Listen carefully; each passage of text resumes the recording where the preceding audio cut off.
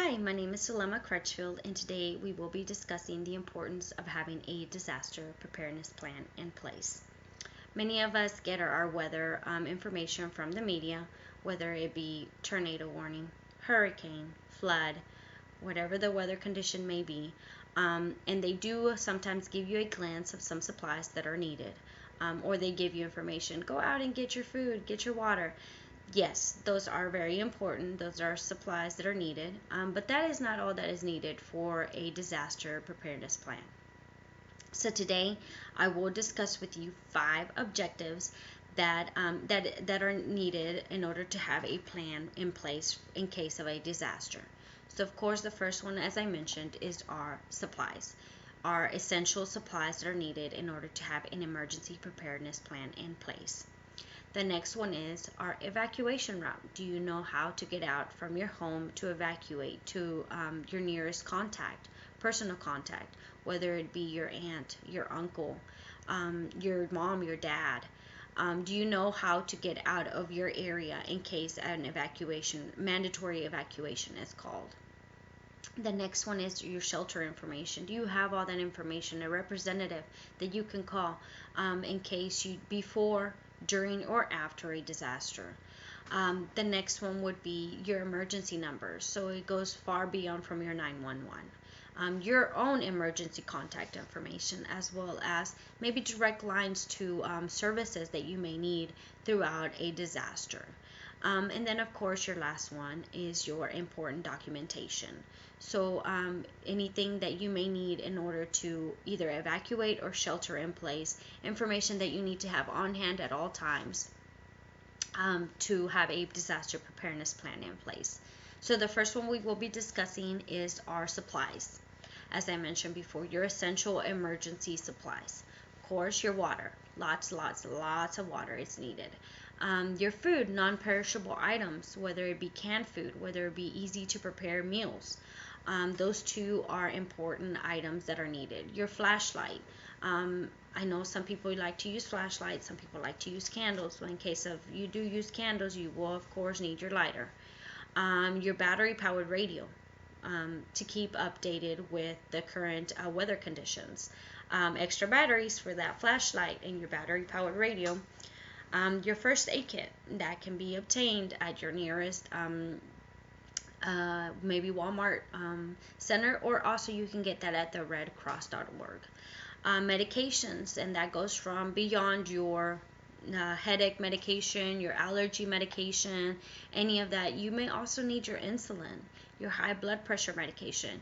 You need to make sure you stock up on lots of your medications in order for you to have all this plan in place for in case of a disaster. Multi-purpose tool. You can that can also come in handy. Sanitation and personal hygiene items, maybe your toothpaste, your toothbrush, for example. Cell phone with chargers. I know now they have those little small battery power or handheld chargers that you can just plug into your phone and it charges your phone.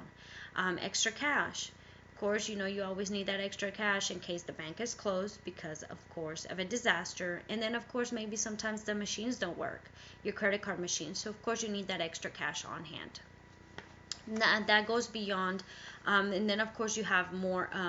There's more other supplies than the normal that I just mentioned, such as medical supplies. Some people may need their lancets for their sugar checks, maybe their test strips, maybe some adult diapers. All that are your medical supplies that are needed in order for you to prepare for your own disease or illness. Baby supplies. You may have a baby at home, so you need that baby formula, the baby food, your diapers, your wipes. Pet supplies. A lot of people, of course, consider your pets as family, so of course you need your dog food, your cat food, cat litter. All those supplies are needed on hand for a disaster. Two-way radios, a lot of people use that for communication, close-by communication with family members. Extra set of car keys and house keys are also important to have in case you misplace a set. And then, of course, your manual can opener for your non-perishable food items. So all those items can be obtained and have ready for in case of a disaster. The next one is an evacuation route. Do you know how to evacuate? Do you have it mapped out?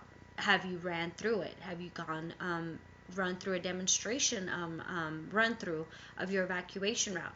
Do you have your point of contact? Who are you going to? Who are you evacuating to? Is it your aunt, your uncle, your cousin, your mom, your dad? All that information is needed. The name, the number, the address where you're going. That can be mapped out to find to have your evacuation route in place for your disaster preparedness plan. The next one is your shelter information. Do you know where to go to in case you do want to, stay in, write it out, as they say. Or in case after the disaster, maybe your house needs repairs. Do you have this shelter information in hand? We will have several shelters information that you have nearby in your community. The representative can contact you regarding names and numbers and addresses of information where you can go to shelter in. The next one is your emergency numbers. Do you have your emergency numbers, your own personal emergency number, as well as beyond your 911? Do you have direct lines to each of those? Maybe the fire department, the police department. And then, of course, your important documentation. Do you have all your documents in place? I have provided you with a manila folder in order for you to put in all your important documentation in there, whether it's your social security numbers information, your bank documentation, your house paperwork, your car paperwork. All that information is needed in case of a disaster. That is needed on hand at all times. So I have also provided you with a disaster preparedness plan sheet. This goes through the five objectives that we just discussed, which is your emergency supplies, as I mentioned already, your evacuation route. Do you know where to go? Shelter information, in case you want to write it out.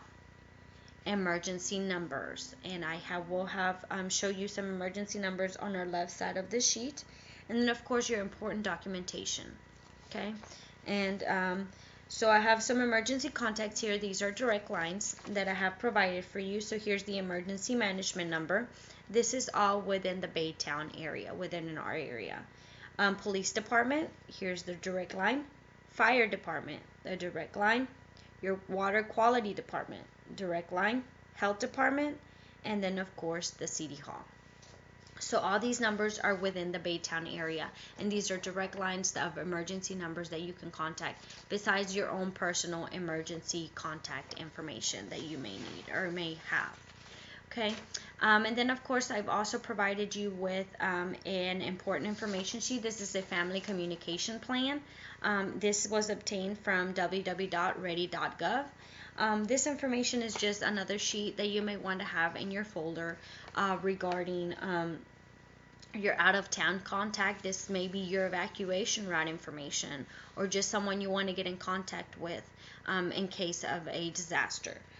So they'll have, you'll have all their contact information. The work information, you may need your own personal work information, so you may want to write down your address and your phone number as well. And neighborhood meeting place. You may meet at a church, you may meet at a park, you may meet at the closest community center. This right here can be placed on here. Regional meeting place as well. School information. If you have kids, you may need their school information, address, their phone number, for you to get in contact of when classes will resume, or if classes will resume, or if classes are out. And then, of course, you have your family information, their names, their date of birth, their social security numbers. All this information can be placed on here for all the family members, and like I said, placed in your manila folder. Your medical contacts. This is very important.